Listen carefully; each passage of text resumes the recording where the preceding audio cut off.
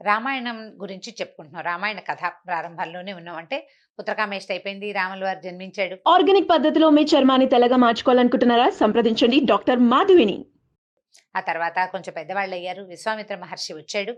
విశ్వామిత్ర మహర్షి రాముణ్ణి తనతోటి పంపమని దశరథ మహారాజుని అర్థించేసరికి దశరథుడికి ఆయనకి భయమేసింది. కాళ్ళు వణికిపోయినాయి. కళ్ళల్లో నీళ్లు తిరిగినాయి. నవనాడులు కుంగిపోయినాయి. దుఃఖం వచ్చేసింది. అయ్యో ఏమన్నాడు, నా పిల్లాడికి ఇంకా 16 ఏళ్ళైనా నిండలేదు. చిన్న పిల్లవాడు. ధనుర్వేదం కొద్దిగా నేర్చుకున్నాడు. అంతేగాని రాక్షసులతోటి యుద్ధం చేయగలిగేంత అనుభవం ఎక్కడిది పిల్లవాడికి లేదన్నాడు. పైగా నా దగ్గర అక్షౌహిణి సైన్యం ఉంది. చతురంగ బలాలున్నాయి. అక్షౌహిణి అంటే చాలా పెద్ద అంకె అండి. చతురంగ బలాలంటే రథ గజ తురగ పదాతి గణాలు అంటే రథాలు, గజాలు, తురగాలు, గుర్రాలు, తర్వాత పదాతి కాల్బలము. ఇదంతా కలిపి మొత్తం ఎంతమంది ఉంటారో చూద్దాం. చూడండి, 21,870 రథాలు, అదే 21,870 గజాలు, తర్వాత 65,610 గుర్రాలు, తర్వాత 1,09,350 మంది పదాతులు కాల్బలము. ఇంత సైన్యం ఉందట. ఇవన్నీ కలిపి ఇంత సైన్యం ఉంది. కావాలంటే నేను వస్తాను. అక్షౌహిణి సైన్యం ఉంది. ఇక్కడ అప్రస్తుతమే కానీ మహాభారతంలో 18 అక్షౌహిణుల సైన్యం యుద్ధం చేసిందట కురుక్షేత్రంలో. అంత పెద్ద యుద్ధం అనమాట అది.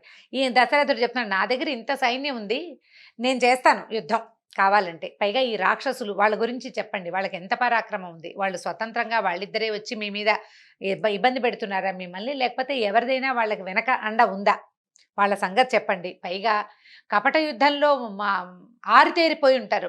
రాక్షసులు అంటే మాయా యుద్ధం చేస్తారు, కనపడకుండా, కంటికి కనపడకుండా గాల్లోంచి రక్తం దిమ్మరిస్తారు. వాళ్ళు ఎక్కడున్నారో కనపడరు. ఇప్పుడు అది ఎలా చేయాలో నాకు నేర్పించండి, నేను చేస్తాను, నాకు చెప్పండి యుద్ధం.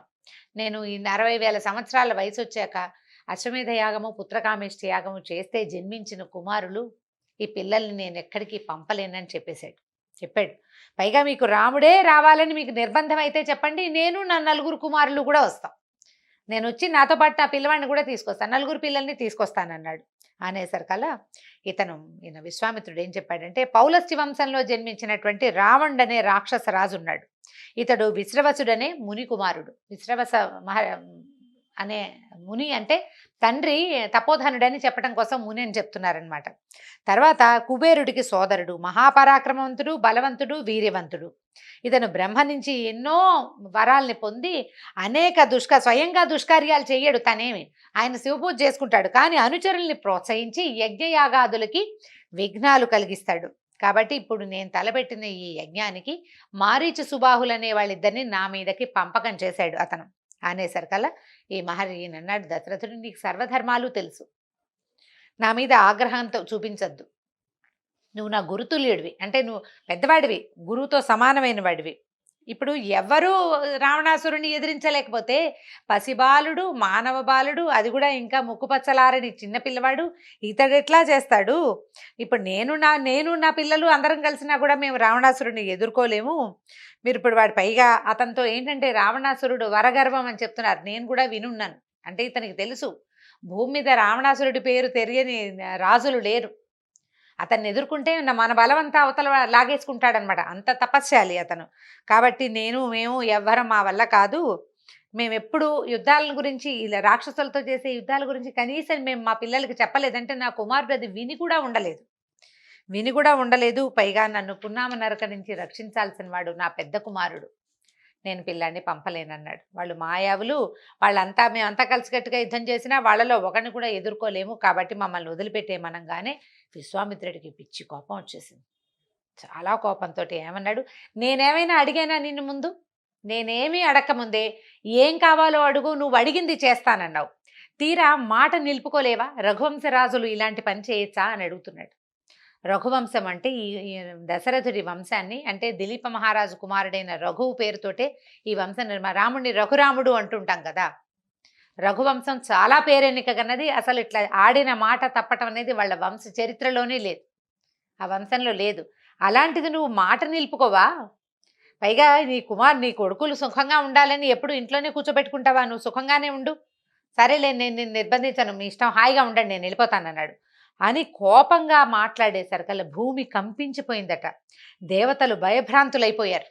ఆకాశం కూడా వణుకుతున్నట్టుగా తెలుస్తోంది. వశిష్ఠ మహర్షి తెలుసుకున్నారు పరిస్థితి చేయి దాటిపోతోందని.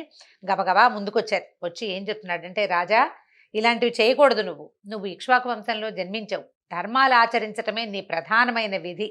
నువ్వు ధర్మదేవత లాంటి వాడివి. అసలు ధర్మం ఆచరించడం నువ్వే ధర్మదేవతవి. ఇప్పటిదాకా నువ్వు ఏనాడు పొరపాట్లు చేయలేదు.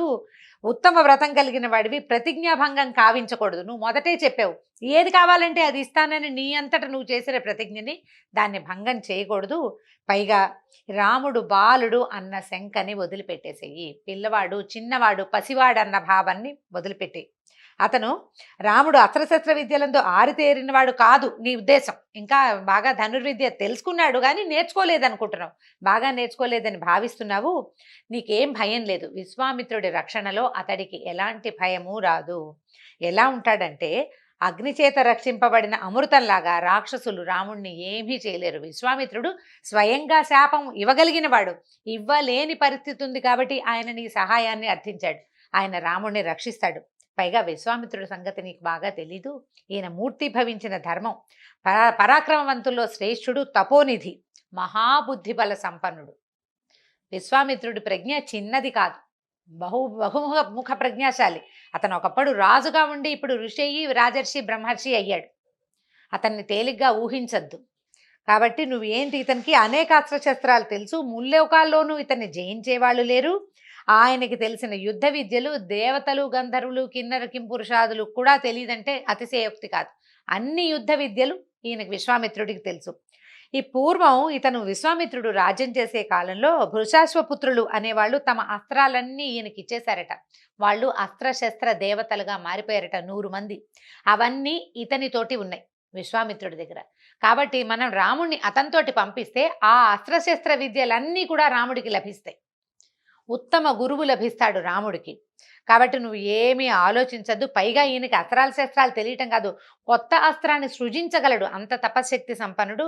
నువ్వు ఆలోచించద్దు. రాముణ్ణి అతనితో పంపించడానికి, విశ్వామిత్రుడితో పంపటానికి కొంచెం కూడా సందేహించద్దని చాలా గట్టిగా వశిష్ఠ మహర్షి చెప్పారు. చూడండి, గురువు ఉండటం ఎంత అవసరమో. ఇదొక ప్రత్యేకమైన సందర్భం.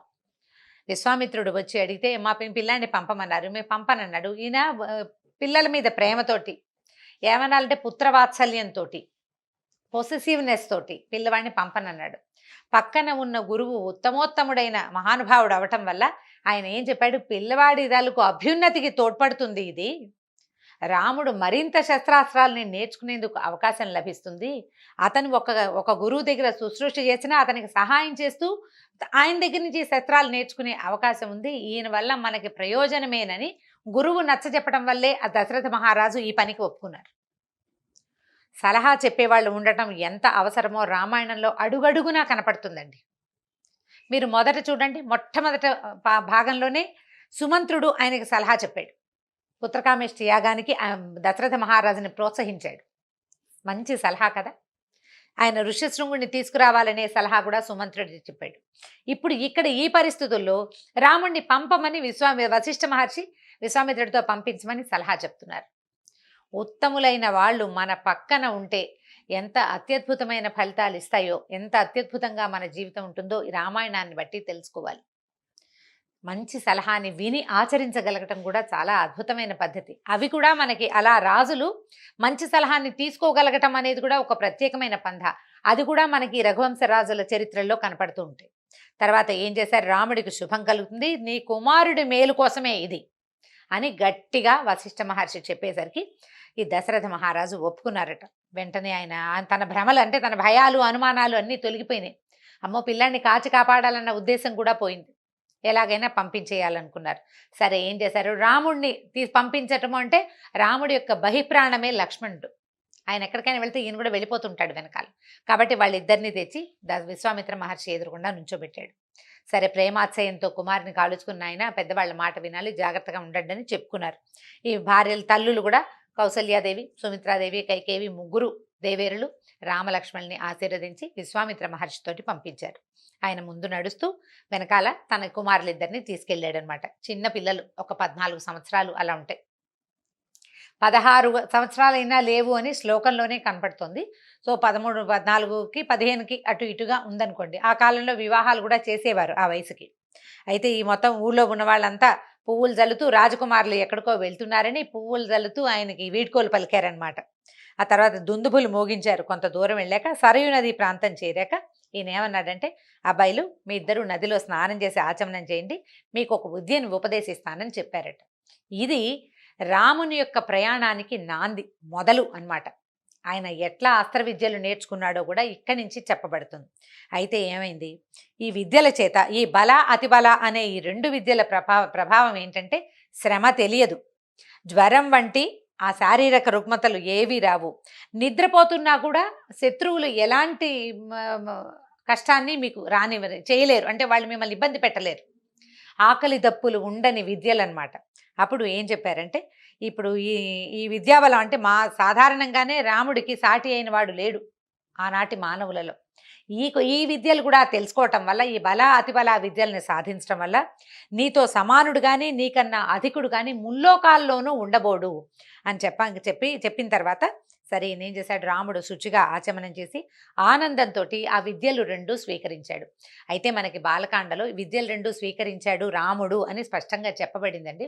రాముడు తను ఏది నేర్చుకున్నా వెంటనే తమ్ముడికి నేర్పటం అనేది ఒక విధిగా కనపడుతూ ఉంటుంది. ఆయన అలాగే చేసి ఉండొచ్చు, ఎందుకంటే వీళ్ళిద్దరూ కలిసే ఈ ప్రయాణం అంతా చేశారు. తరువాత ప్రయాణంలో కూడా వాళ్ళిద్దరూ కలిసే ఉన్నారు. ఇప్పుడు రాముడు నేర్చుకున్న విద్యని తను తమ్ముడికి ఉపదేశించి ఉండవచ్చు, లక్ష్మణుడికి ఉపదేశం ఇచ్చినట్టు మాత్రం అక్కడ శ్లోకంలో చెప్పలేదండి. అయితే ఈ 2 విద్యల్ని స్వీకరించారు. తర్వాత ఏం చేశారు, ముగ్గురు సరయూ నదీ తీరంలోనే రాత్రి యందు విశ్రమించి ఈ తెల్లవారే చక్కగా పడుకున్నారు. పొద్దున్నే లేచారనమాట. మర్నాడు పొద్దున సూర్యోదయం అవుతుండగా విశ్వామిత్రుడు వాళ్ళని చక్కగా మేల్కొల్పాడు. నాయన సూర్యోదయం కావస్తుంది, స్నానాది సంధ్యా కార్యక్రమాలు చేసుకోండి, మనం బయలుదేరదామని చెప్పంగానే రామలక్ష్మణులు ఇద్దరు లేచి స్నానాది నిత్యక్రియలు చేసుకుని బయలుదేరి వెళ్ళారు. ఎక్కడికి వెళ్ళారట వీళ్ళు, సరయూ నది గంగా నదిలో సంగమించే స్థలానికి చేరుకున్నారు. ఇదంతా నడకేనండి. వీళ్ళు ఏదైనా వాహనాలు ఎక్కిన మాటలు కనపడదు, నడుస్తున్నారనే చెప్పబడుతోందనమాట. ఈ సరయూ నది గంగా నదీ తీరంలో కలిసే చోట ఎంతోమంది ఆ సంగమ స్థానంలో చాలామంది ఋషులు వాళ్ళు తపస్సులు ధ్యానాలు చేసుకుంటూ కనపడుతున్నారట. వాళ్ళని చూసేసరికి చాలా ఉత్సాహం వచ్చింది. రాముడు అడిగాడు, ఇన్ని ఋష్యాశ్రమాలు తపోవనాలు ఎంత బాగున్నాయి, ఇది ఎవరిది, ఈ ప్రాంతం ఎవరిది, ఇక్కడున్న ఋషులు ఎవరు, ఈ తపోభూమి ఎవరిదిగా ప్రసిద్ధిగాంచింది అని అడిగితే అప్పుడు ఈయన చెప్తున్నారు విశ్వామిత్రుడు. ఇక్కడి నుంచి విశ్వామిత్రుడు రామలక్ష్మణులకి చెప్పిన చాలా చిన్న పొన్న కథలన్నీ వరుసగా వస్తాయండి. ఒక్కో కథ నిదానంగా చెప్పుకుందాం. అయితే పూర్వము శివుడు, పరమశివుడు ఇక్కడ తపస్సు చేసేవాడట. ఒకనాడు ఇక్కడుండగానే మన్మధుడు తన కళాచాతుర్యంతో శివుని తపస్సుకి అంతరాయం కలిగించాడు. అయితే తన తపస్సుకి భంగం కలిగించిన మన్మధుడిని 3వ కంటితోటి కోపంతో చూశాడట శివుడు. చూసేసరికల్లా మన్మధుడి శరీరం కాలి బూడిదైపోయింది. ఎక్కడైతే అప్పటి నుంచి ఈ మన్మధుడిని అనంగుడు అంటున్నారంటే శరీర అవయవాలు లేనివాడు అంటున్నారు.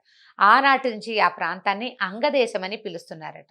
సో ఈ అంగదేశం ఇక్కడ భగవానుడైన పరమేశ్వరుడు ఇక్కడ తపస్సు చేశాడు. ఇక్కడ మునులందరూ శివుని శిష్యులేనట, అందరూ శివభక్తులే, ఇక్కడే తపస్సు చేసుకుంటారు. వీళ్ళల్లో ఒక్కళ్ళు కూడా పాపం అనేది తెలియని వాళ్ళు అని చెప్పారు. కాబట్టి ఈ సరయూ నదీ తీరాన్ని విశ్రమిద్దాము, మనం స్నాన సంధ్యాదులు పూర్తి చేసుకుని ఈ నదీ వాటికలోకి ఈ మునివాటికలోకి ప్రవేశిద్దామని చెప్పాడు. ఇలా చూడడంతో వీళ్ళిద్దరూ రామలక్ష్మణులు విశ్వామిత్రుడితో మాట్లాడుతుంటే ఆ మునులంతా చూశారు.